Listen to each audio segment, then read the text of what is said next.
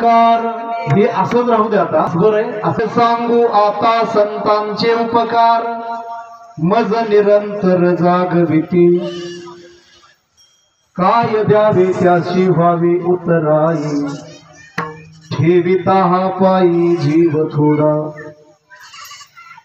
सहज बोलणे हितोपदेश सहज बोलणे हितोपदेश करुणी सायाशे शिकविती काय द्यावे त्यांशी व्हावे उतराई ठेविता हा पायी जीव थोडा तुका हरे वत्स धेनुवेचे चित्ती तुका म्हणे वत्स धेनुवेचे चित्ती तैसे मज येती सांभाळीत काय द्यावे त्याशी व्हावे उतराई ठेविता हा पायी जीव थोडा विठाला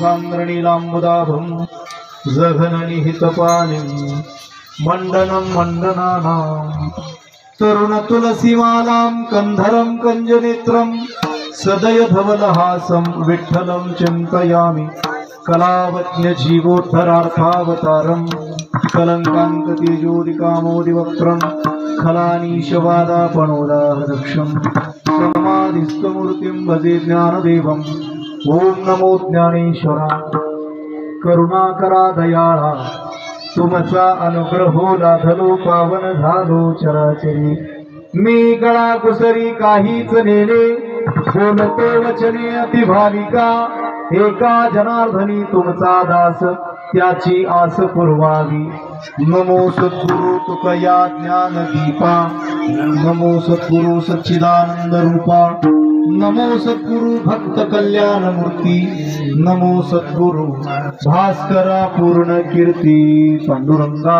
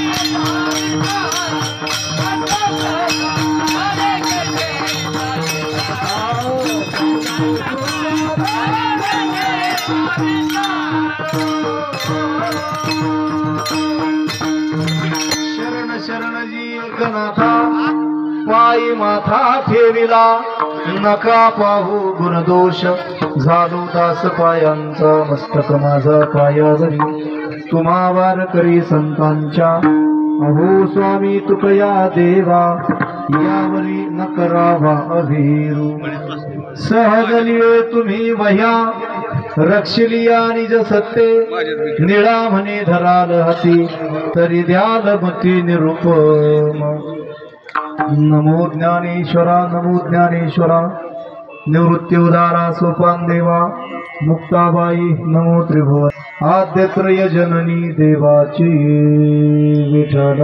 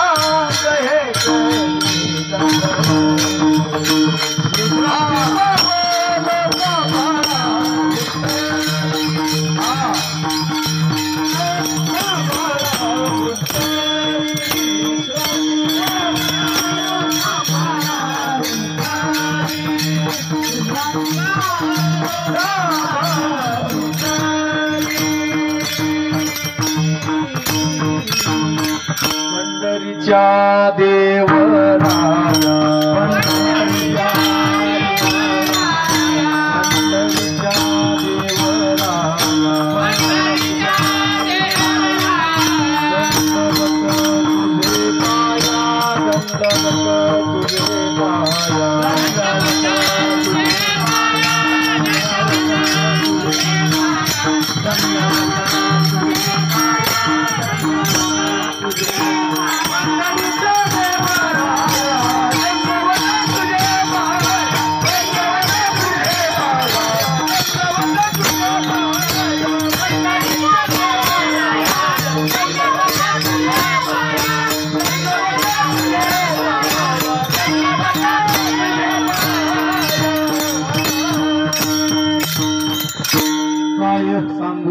संतांचे उपकार मज निरंतर जागविती काय द्यावे त्यांशी व्हावे उतराई सेविता पायी जीव थोडा करुणा भक्तवांच्या कल्पतरू पंढरीश परमात्मा महाकैवल्य देवजनी ते भगवान श्री ज्ञानोबा आहे वारकरी संप्रदायाची अध्वर्यू श्रीमंत श्री जगद्गुरु तुकोबराय आदी करून सर्व संतांच्या चरणारविंदी नतमस्तक होऊन कीर्तन रूपी सेवेकरिता निवडलेला अभंग वारकरी संप्रदायातील थोर साधू श्रीमंत श्री जगद्गुरु तुकोबराय यांचा चार चरणाचा अत्यंत महत्वाचा संतांच्या उपकाराची कृतज्ञता व्यक्त करणारा संतांची काय भावना आहे काय भूमिका आहे त्या भूमिकेचं प्रतिपादन करणारा हा अत्यंत महत्वाचा चार चरणाचा अभंग आहे बहुतेकांच्या पाठामधला आहे खरं तर या आज आपल्या या मौजे तीर्थक्षेत्र कवठाळी या गावामध्ये ऋषी कौंडण्य ऋषींच्या पदस्पर्शाने साधनेने पवित्र आणि पुनीत असलेल्या कवठाळी या गावामध्ये खरं तर भारतामध्ये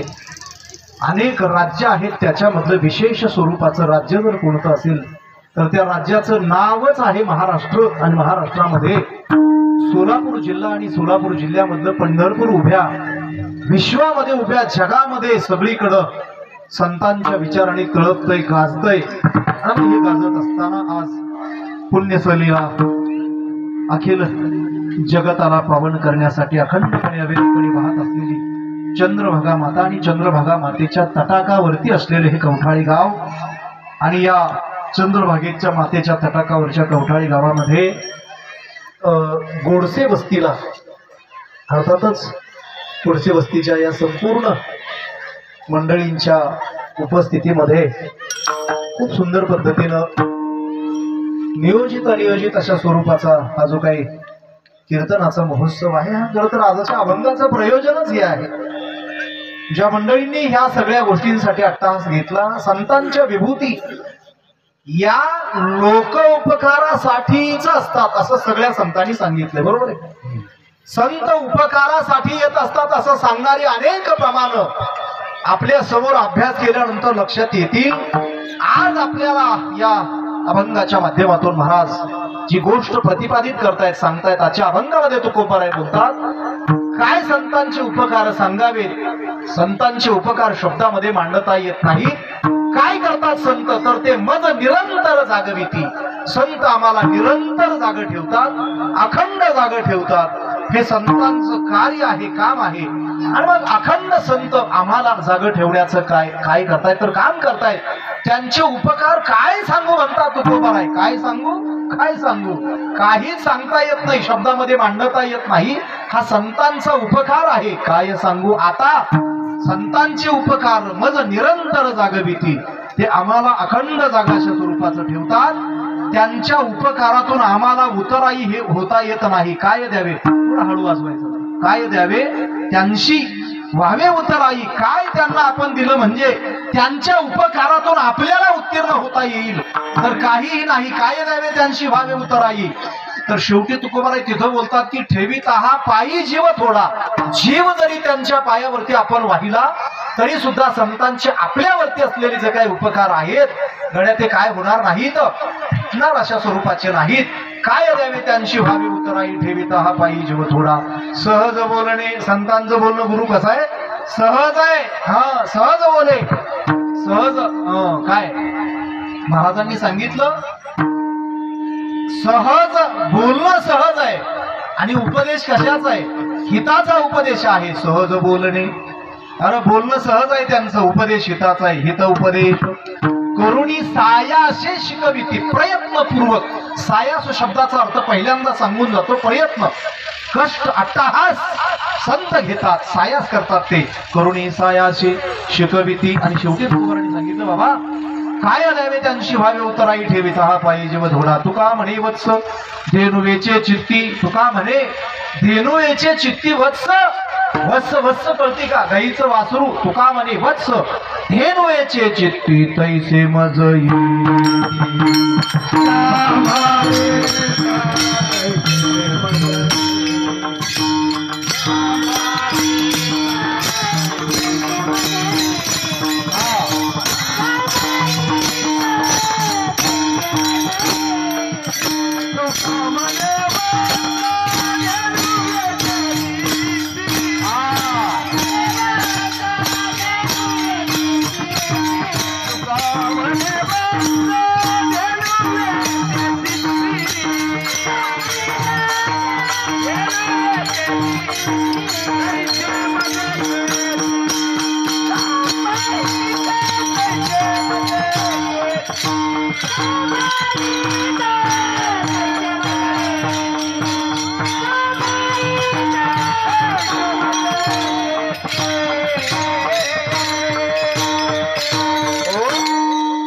तुकोबारायांचा शेवटच्या चरणात महाराजांनी सांगितलं गाय जशी वासराचा सांभाळ करते. अनेक उदाहरण आपल्याला देता येतील.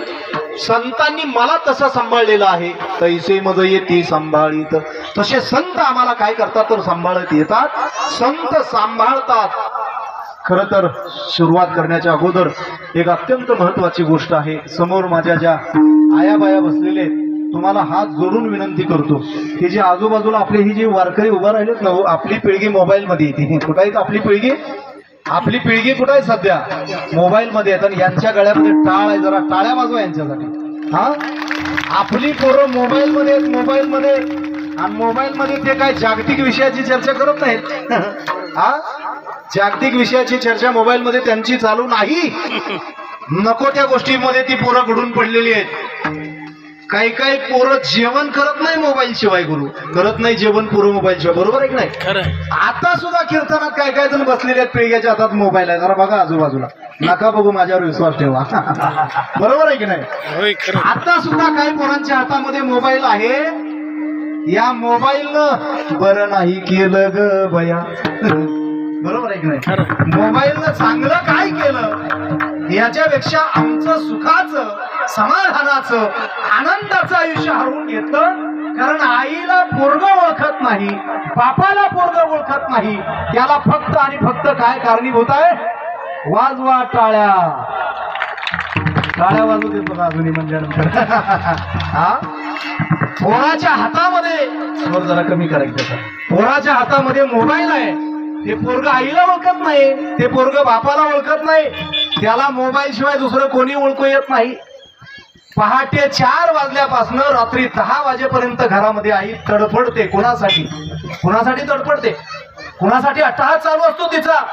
पोरासाठी चालू असतो. आपल्या बछड्याचं काहीतरी बरं व्हावं, चांगलं व्हावं याचा प्रयत्न आई दिवस रात्र करत असते घरामध्ये.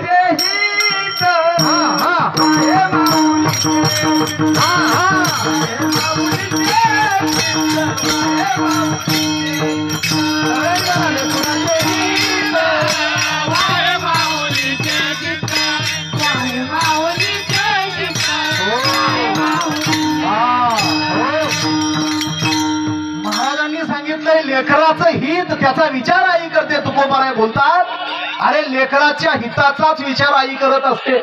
इथं जेवढ्या पण आया बसलेल्या त्या प्रत्येक आईचा जीव कुणावर आहे? सगळ्यात जास्त कुणावर आहे? लेकरावर आहे. लेकरावर. जरी ते कसलंही असलं तरी, त्याच्या जरी दोन्ही इथून गंगा यमुना वाहत असल्या, बरोबर आहे की नाही? पोराच्या लेखी कसंही जरी पोरग असलं, ते पोरग नकट असलं, शेंबड असलं, चिपड असलं, त्याच्या कानातनं जरी वाहत असल्या तरीही त्या आईचा जीव कुणावर आहे? लेकरावर आहे. आम्ही विनोदानं सांगत असतो, एका ठकूबाईला ताक पाहिजे होतं, ताक. आता ठकीच्या घरी नव्हतंच काय, मग ठकीला ताक पाहिजे म्हणून ती बकीच्या घरी गेली. का? कारण बकीच्या घरी लई मसरं होती. आता बकीच्या घरी मसरायत म्हणल्यावर ठकी गेली आणि जाताना तिनं एक चरवी घेतली, चरवी मोगा, आणि मागं तडवला असा आणि गेली. आणि गेल्यानंतर त्या बकीच्या घरी बघितलं, ते बकीचं ज्याच्या घरी जनावर आहेत, स्वच्छतेचा फार तिथं काय असतो, काही ठिकाणी खरंच स्वच्छता करतात चांगली माणसं, पण जनावर म्हटलं की घाण आली. आणि तिथं घराच्या पुढंच काय सगळी बांधली होती? जनावर बांधली होती. आणि त्या बकीला लई दिवसातलं एक रत्न जन्माला आलेलं होतं. त्या रत्नाच्या हातापायाच्या काड्या झाल्या होत्या आणि पोटाचा नगारा झाला होता. हातापायाच्या काड्या, पोटाचा नगारा, डोकं तसंच होतं, डोळे तसेच सफरचंदाच्या ब्यासारखे, आणि दोन्ही नागपुड्यातनं गंगा आणि यमुना त्याच्या सकाळपासून वाहत होत्या. सगळेजण बघत होते त्याच्याकडं. पण जिला ताक पाहिजे ती गेल्यानंतर त्या पोराचं काय करायला लागली? तिथं कौतुक करायला लागली. का कौतुक करायला लागली? ते पोरग हिला बरं वाटतंय, आवडतंय म्हणून नाही, ते देखणं चांगलं दिसतंय म्हणून नाही. तिला काय घ्यायचं होतं? तिच्याकडनं ताक घ्यायचं होतं, ताक. म्हणजे ताकासाठी त्या पोराचं काय तिनं केलं? कौतुक केलं. तुम्हाला सांगतो, आज मोबाईलनं माणसाचा एवढा, म्हणजे चांगल्या गोष्टी कमी आहेत आणि वाईट गोष्टी जास्त आहेत, तुम्हाला सांगतो. त्याच्यामुळं सगळ्यात पहिली गोष्ट मी या पोरांच्यासाठी याच्यासाठी बोललो की ही पोरं, बाळा संस्थेचं नाव काय? भक्तिवेदांत इंटरनॅशनल गुरुकुल. कुठला आहे? कुंभार गावचा आहे. आणि तालुका जिल्हा गुरु करमाळा तालुका आहे. करमाळा तालुक्यातून आहे ते इथं. बरोबर आहे की नाही? कौतुकाची गोष्ट अशी आहे, या वयामध्ये, ज्या वयामध्ये आमची पोरं मोबाईल मध्ये आहेत, ज्या वयामध्ये आमची पोरं उंडरायला लागलेली आहेत, त्या वयामध्ये हे अत्यंत चांगल्या पद्धतीनं पोरं सगळी काय करत आहेत? घडत आहेत. आणि मामांच्या तळावरचं कीर्तन आहे. सगळ्यात महत्वाचं जर पद कोणतं असेल तर मामांचं पद आहे. बरोबर आहे की नाही? मामा हे पदच मोठं आहे. आज महाराष्ट्रभरामध्ये ज्यांच्या निमित्तानं वेगवेगळ्या स्वरूपाच्या ज्या काही कीर्तनाच्या सगळीकडे कार्यक्रम चालू आहेत, त्याच्यामध्ये महाराष्ट्रातले काही टक्क्यानं कीर्तनकार बाळूमामांच्या तळावरती काय करतायत? कीर्तन करतायत. ही खरं तर बाळूमामांची फार मोठी बाळूमामाच्या निमित्तानं चाललेली उत्क्रांती आहे, जरा टाळ्या वाजवा तुम्ही. बाळूमामांच्या निमित्तानं हे सगळं चालू आहे आणि मामा करवून घेत आहेत. हे याच्यापेक्षा वेगळं संतांनी काय करावं अजून? अरे गावागावामध्ये मेंढरांचे तळ आल्यानंतर तिथं ज्ञानदान चालतं, तिथं अन्नदान चालतं. आज आपला कितवा दिवस आहे? इथला कितवा दिवस आहे आजचा? दुसरा, तिसरा, चौथा दिवस आहे. हा, दुसरा दिवस आहे. काल काही ज्ञानदान झालेलं आहे आणि आजही काय होतंय? ज्ञानदान होतंय, त्याच्यासोबत अन्नदान होतंय. हे दुसरी गोष्ट, सगळी माणसं घरातून एकत्र बाहेर येतात. संतांचे जे काही उद्देश आहेत ना, उद्देश, त्याच्यामध्ये माणसं एकत्र येत आहेत. ते एकत्र आणि एकत्र येऊन सगळ्या माणसांच्या मधली वैमनस्य बाजूला काढतात. एकमेकांच्या मधला जो काही द्वेष आहे, मत्सर आहे, तिरस्कार आहे, हे सगळं बाजूला सरतंय. आणि इथं आल्यानंतर एक बाई दुसऱ्या बाईशी जरी गावात भांडण करत असेल तरी इथं मात्र त्या दोघी काय करलेले आहेत? मिळून बसतायत, मिळून. आणि त्यांची भूमिका श्रोत्यांची आहे, आपल्या मनामध्ये चांगल्या काहीतरी विचाराची उत्पत्ती व्हावी आणि आपल्या आयुष्याचं संतांनी सांगितलं त्या पद्धतीनं कल्याण व्हावं, ही भावना बाळूमामांची आहे. आणि म्हणून बाळूमामांच्या या तळावरती आज जो तळ आहे तो तळ शेतमाल तळ रघुनाथ पाटलू गोडसे यांच्या वावरामध्ये, त्यांच्या आपण रानामध्ये हा तळ आहे. आणि त्या वावरामध्ये खरं तर हे वावर सुद्धा पवित्र ते कुळ पावन तो देश जेते हरीचे दास जन्म घेती, या न्यायानं यांचा अर्थात रघुनाथरावांचा, गोडसे साहेबांचा या ठिकाणी जो काही हे वावर आहे, शेत आहे, खरं तर ते पवित्र झालेलं आहे. आणि तुमच्या कवठाळीचा भाग हा कौंडण्य ऋषींच्या तपसाधनेनं पवित्र झालेला आहे. जवळपास 1.5 तप इथं कोण होते? कौंडण्य ऋषी होते. 1.5 तप. जरा गॅजेट तपासून बघा तुम्ही. मी कुठलीही गोष्ट बघितल्याशिवाय उभा राहत नाही बोलायला. आपल्या पंढरपूर तालुक्यामध्ये एक नाही, आंब्यामध्ये आंब ऋषी होते, आंब्यामध्ये आंब ऋषी होते, पोहरगाव मध्ये पराशर ऋषी होते आणि इथं कवटाळीमध्ये कौंडण्य ऋषी होते. हा पवित्र आणि पावन असलेला परिसर आहे. आणि माझं जे गाव आहे या गावामध्ये सिद्धरामेश्वरांचं सातत्यानं येणं जाणं होतं. कुठले सिद्धरामेश्वर? कुठले सिद्धरामेश्वर? सोलापूरचे. आणि तुम्हाला सांगतो, हे सगळे साधू, कुठला बंगल्यातला साधू नव्हता याच्यामध्ये, हे सगळे साधू बाळूमामा आणि मामांची मेंढर जशी राणावनातनं फिरतायत, आज मी त्यांच्या चरणारविंदी नतमस्तक होतो. जी पुजारी मंडळी ह्या सगळ्या मेंढक्यांच्या सोबत आहेत, त्यांच्यासाठी एकदा टाळ्या वाजवायचा होता. कारण अरे घरादाराकडे बघत नाहीत ही माणसं. कंटिन्यू 1 दिवस नाही, 2 दिवस नाही, महिना, 2 महिने, 3 महिने, 4 महिने, 6 महिने, काही मंडळी वर्ष साधना करतायत, वर्ष सेवा करतायत. आणि त्याच्यातून कुठल्याही प्रकारची काय नाही, अपेक्षा अशा स्वरूपाची नाही. एवढं बाळूमामांचं चांगलं. कारण महाराष्ट्रभरातल्या अनेक गावांमध्ये, अनेक तालुक्यांमध्ये मामांच्या मेंढरांच्या तळावरती मी कीर्तन करायला आता जातोय. आणि तिथं गेल्यानंतर मामांचे जे काही साधक आहेत, मामांचा हा जो काही भोळा भाबडा समाज आहे, त्यांची फार मोठी श्रद्धा आहे मामांवरती. आणि तुम्हाला ठाऊक आहे, या जगामध्ये, या आपल्या राष्ट्रामध्ये, राज्यामध्ये जो ज्याला लग्न करायचं आहे त्याच्या पाठीशी सुद्धा कोण उभा असतं? मामा उभे असतात. मामा शिवाय लग्न लागत नाही. एखाद्याला जर मामाच नसले तर तिथं ऐन वेळे आता काय करतात? मामाला उभा करतात. एक जागी पोरगीचा मामाच नव्हता, ते म्हणले महाराज तुम्हीच आमचे काय व्हा, मामा व्हा. मग आम्ही आपला अंतरपाठ धरलं, पोरीच्या मागं उभा राहिलो आणि चालू केलं, आता असा वध सावधान समयो साधा समी. अक्षर मिळालं नाही तुम्हाला? टाका आमच्या अंगावर आता. काहींना वाटलं लग्न कुठनं आली. बरोबर आहे महाराज? अभंग तुकोबरा यांचा आहे. आणि महाराजांनी लोकांच्यावरती उपकार कोण नेमकं करतं तर संत करतात. आणि संतांनी केलेला जो उपकार आहे त्याच्यातून उतराई होता येत नाही, हे सांगण्याचा प्रयत्न केलेला आहे. विठाला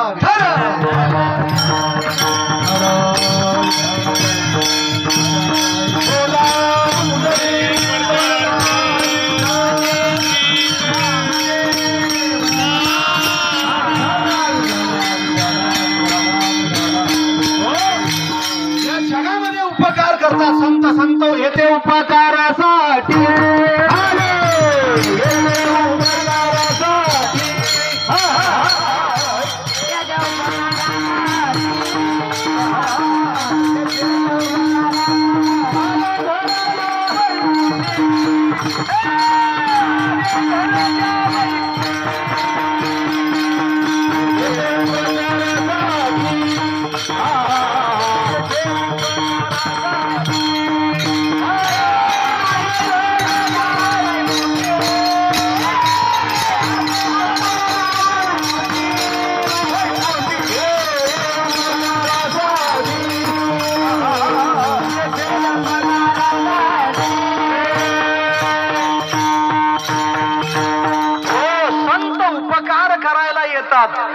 माणसं सहजासहजी दुसऱ्यावर काय करत नाहीत, उपकार करत नाही. माणसं दुसऱ्याचा विचार करत नाही, दुसऱ्याचा विचार करत नाही. आपली एखाद्याची माडी पेटली तर चालेल, माडी जळली तरी चालेल, आमची बिडी पेटून निघली पाहिजे, बरोबर आहे नाही. एखाद्याची दाढी जळली तरी चालेल, पण माझी बिडी पेटली पाहिजे. हा समाज आहे आज. आज लोक एकमेकांवरती उपकार करायला मुखभर का करावं म्हणतात लोक. कशासाठी उपकार करायचा? कारण उपकार करणाऱ्यांच्या वरती अपकार करणाऱ्या अवलादी या समाजात काय झाल्या, निर्माण झाल्या. नीट ऐका, माणसं जेवढी अपकारी झाली त्यांना जागृतीचा संदेश संतांनी दिलेला आहे. गड्यांनो, इथं आल्यानंतर किमान नका घालू दूध दयामध्ये सार, ताकाचे उपकार तरी करा.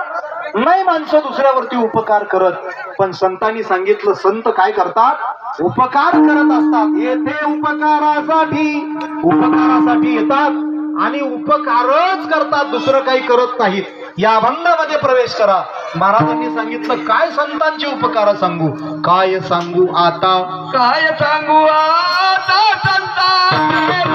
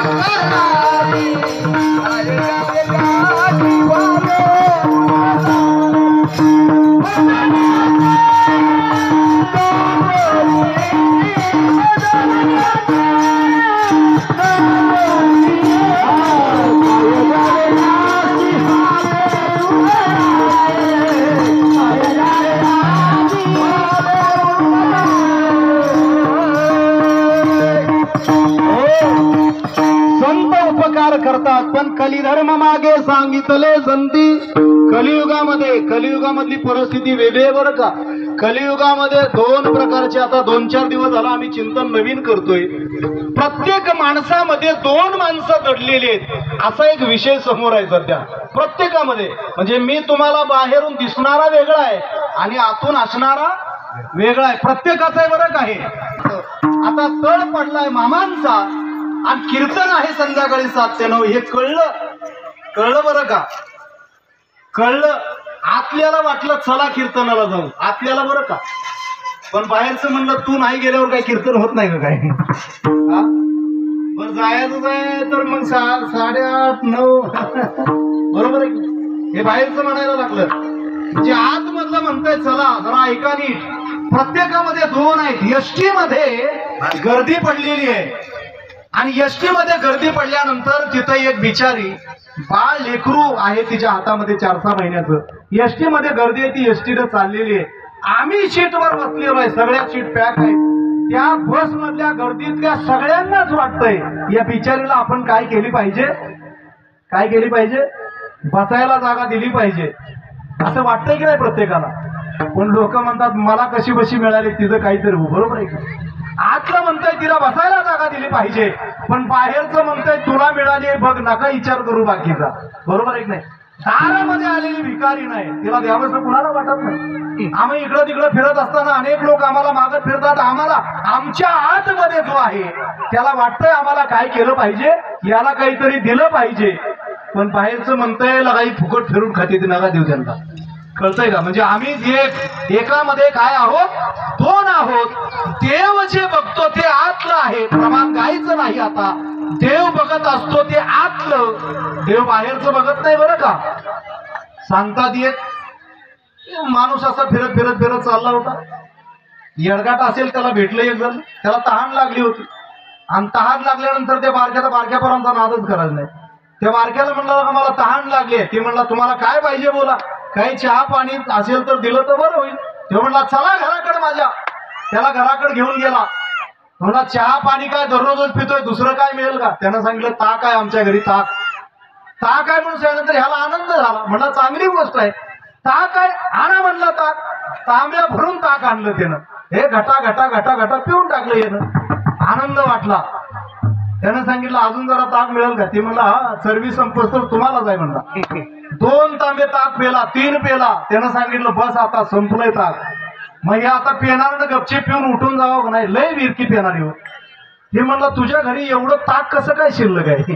ती मला शिल्लक कुठलं, सकाळी उंदीर मरून पडला होता म्हणला. त्या उंदीर मरून पडल्यामुळे ते ताक कुणाला दिलंच नव्हतं म्हणलं. याला राग आला एवढा ताक पेणार होता. त्यानं तो तांब्या कचा कचा कचा कचा पायानं चिचून टाकला. हे बारक पुन्हा गप बसत नाही. आईला म्हणता आय आपला संडाचा तांब्या फोडला होता त्याने म्हणला. कळालं का तुम्हाला? बारक्या पोराचा नाद करायचा नाही. येड्याचं तसंच आहे तुम्हाला सांगतो. एक येडे ऍडमिट केलं येरवड्याला ऍडमिट केलं. एक येडं येड्यानं माझ्याकडे ध्यान द्या. येड्याचं सांगतोय, माझं नाही सांगत नाही. येरवड्याला एक ऍडमिट केलं. ते ऍडमिट केलं होतं ते गाण्याचं नादिष्ट होतं. ते ऐकायचं सारखं गाणी. आणि गाणी ऐकता ऐकता 4-2 वर्षात त्याचं दोन्ही कान गेलं होतं. एक पाकिस्तानला आणि एक अफगाणिस्तानला. एक कान जागेवर नव्हता त्याचा. दोन्ही कान गेले इकडं तिकडं. आणि दोन्ही कान गेल्यानंतर त्याला ऍडमिट केलं वेड्याच्या इस्पितळात. ते रोजच असं भीतीला कान लावून बसायचं. कुठं? येड्याच्या हॉस्पिटलमध्ये. तिथं डॉक्टर यायचा, रोज तपासायचा, बघायचं नेमकं काय भानगड आहे. हे भीतीला कान लावून ऐकत आहे काय म्हणला. त्याला डॉक्टरनी 1 दिवस विचार केला, 2 दिवस विचार केला. बघता बघता 8-15 दिवस, महिना निघून गेला. 2 महिने, 6 महिने निघून गेले. बघताय काय माझ्याकडे? 6 महिने निघून गेले. डॉक्टरने विचार केला आज आपण हे काय ऐकत आहे बघायचं. म्हणून डॉक्टरनं जरा त्याची कानपट्टी बाजूला काढली आणि भिंतीला काय केला? भिंतीला कान लावला. भिंतीला कान लावला. डॉक्टरला काय ऐकू येईना. डॉक्टरला कुठलं ऐकू येतंय तिथं? कारण डॉक्टर काय बावळट होतं का काय? कान लावला बराच वेळ. 1-2-3 तास वाट बघितली त्यानं. तेव्हा म्हणला सकाळी 6ला बसलोय, 8:05 झाले, अजून कसा काय आवाज येत नाही. 8:30ला जेवण द्यायचे. तरी पण डॉक्टर म्हणला ठीक आहे, आज काही तर मशीनचा बिल चार्जिंग उतरला असेल, उद्या आपण ऐकूया म्हणला. 1-2-3-4 दिवस ऐकलं. 6 दिवस ऐकलं ताई त्यानं. दादा 6 दिवस ऐकलं. आणि 6व्या दिवशी त्यानं त्या येड्याला म्हणलं हे बावळट म्हणला तुला काय अक्कल फिक्कल आहे का नाही? ते म्हणला काय झालं? अरे 6 दिवस झाला भिंतीला कान लावून बसलोय, 6 दिवसात एक शब्द ऐकू आला नाही. ती येडं खरंच येडं होतं. त्यानं अशी बाई काढली, माग सारली, माग सारली, खनखन डॉक्टरच्या कानाखाली लावली. आणि डॉक्टरला म्हणला 6 महिने झालं कान लावून बसलोय, मला अजून ऐकू आलं नाही, आणि 6 दिवसात तुम्हाला येतंय वय?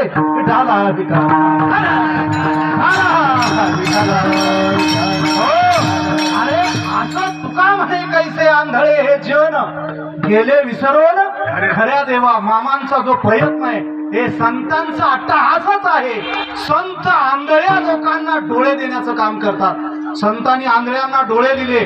मला ज्ञानदारातून एक जरी तयार झाला, एक जरी कुटुंब तयार झालं, माझ्या हातामध्ये वेळ फार कमी आहे, तेवढ्या वेळेमध्ये आपल्याला हे सगळं करायचं आहे. संतांनी सांगितलं हे काम करा गड्या, तुम्ही जरा नीट डोळे उघडून ऐका, कान उघडून ऐका. संतांनी दिलेला उपदेश असा आहे, पहिल्यांदा तुम्ही या जगामध्ये माणूस म्हणून जगायला शिका. विठाला विठाला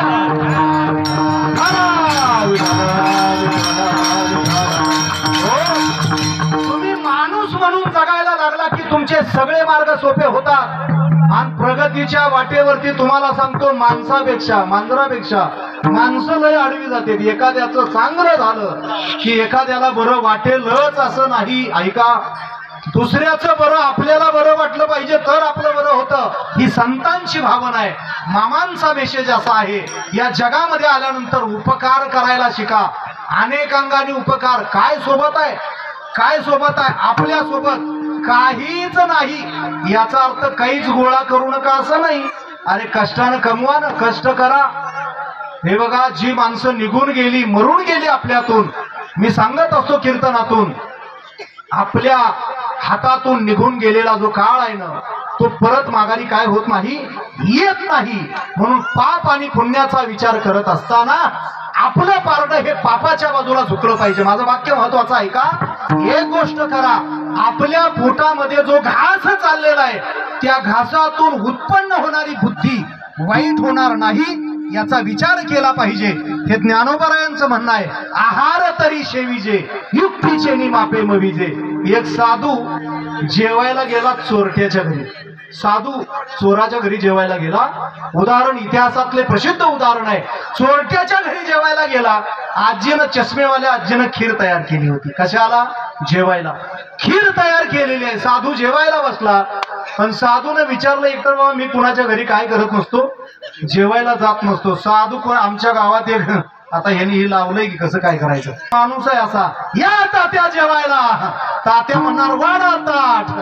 तात्याला काही पुन्हा पुन्हा लोक वैतागली, म्हणजे अरे या तात्याला काही कळतं का नाही, म्हणजे जेवायला या म्हणलं की वाडाच म्हणतोय बसतोय. पुन्हा पुन्हा ते गेलं. तुम्हाला सांगतो, आहार सेवन करत असताना, जेवण करत असताना त्याच्यातून ही बुद्धी निर्माण होणार आहे. आणि ही बुद्धी चांगलीच निर्माण झाली पाहिजे. महाराजांचे एक प्रमाण आहे बघा, दुर्बुद्धी ते म्हणा कदा नुपजो नारायणा. जे सुचायचं आहे ते चांगलं सुचलं पाहिजे. त्याच्यासाठी आहार अत्यंत महत्वाचा आहे आणि तो आपला चांगला असला पाहिजे. साधू जेवायला गेला, म्हातारीच्या घरी जेवायला बसला. जेवायला म्हातारीने केली होती खीर आणि नातो आला चमचा घेऊन. चमच्याचं काम काय ठाऊक आहे ना आपल्याला? आता चमचे गावगाव लय वाढले. चमच्यांचं काम काय आहे नीट ऐका. चमचा ज्या भांड्यात असतो त्या भांड्यालाच रिकामा करतो.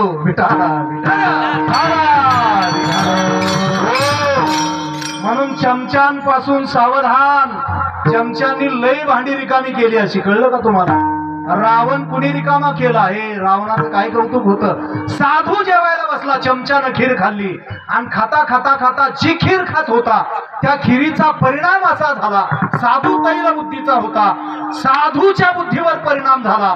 आणि जेवण होता त्या साधूनं तो चमचा हळूच काय केला, आपल्या खिशात टाकला. हे असं का झालं? साधूच्या लक्षात आलं असं का झालं. साधू म्हणायला लागला, हे बाई आजी तुझा व्यवसाय काय सांग बरं. ती म्हणली, ह्या पिढग्यालाच विचार. म्हणली, काय व्यवसाय आमचा?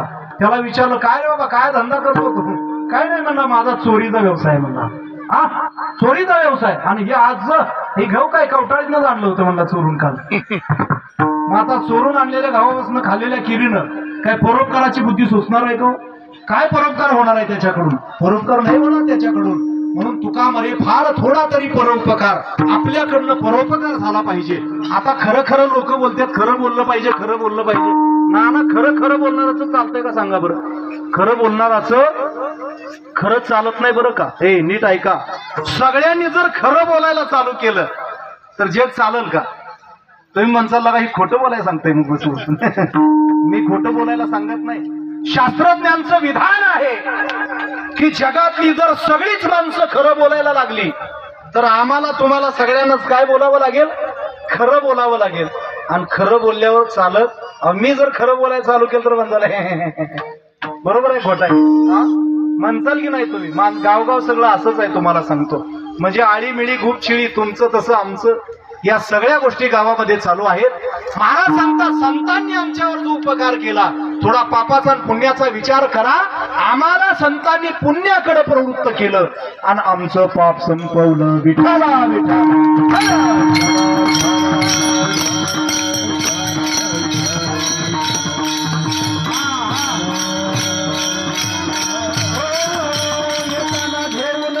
आलास काय जाताना घेऊन जाणार काय? येताना घेऊन आलास काय जाताना घेऊन जाणार काय? नको अभिमान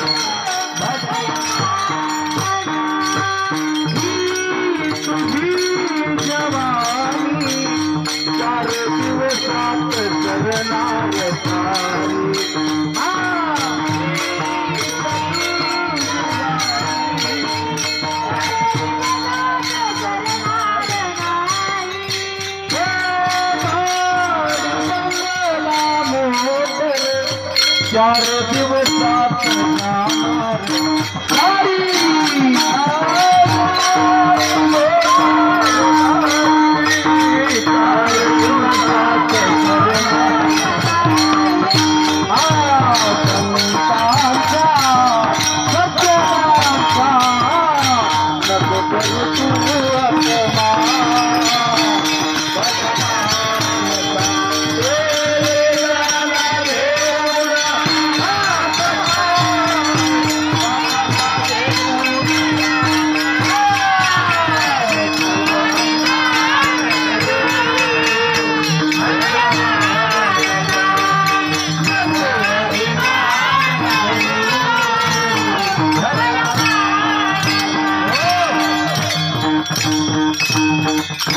साधू संतांनी सांगितलं ते ऐकायला शिका. ऐकायला साधूंनी सांगितलेलंच ऐका, बाकीच्यांनी सांगितलेलं नाही ऐकलं तरी चालतंय बरं का. नाथ बाबा लिहितात व्हायरल असलेलं आपले कोण संपूर्ण एकदा टाळ्या वाजवत होता महाराष्ट्रातलं एक मोठं नाव विशालजी खोले, त्यांनी एक सुंदर पद्धतीचा पिंगळा पोहोचवला उड्या महाराष्ट्रात. नाथ बाबांनी सांगितलं काय सांगितलं, हे जरी नाही काल हे जरी नाही काल तरी दुसरा येईल, हे जरी नाही काल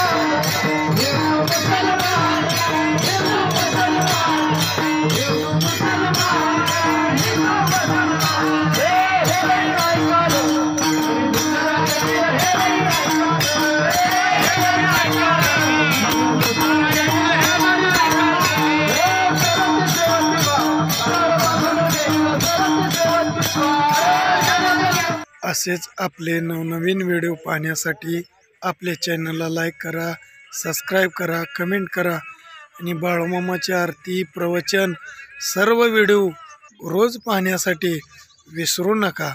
बोला जय बाळूमामा, जय जय बाळूमामा.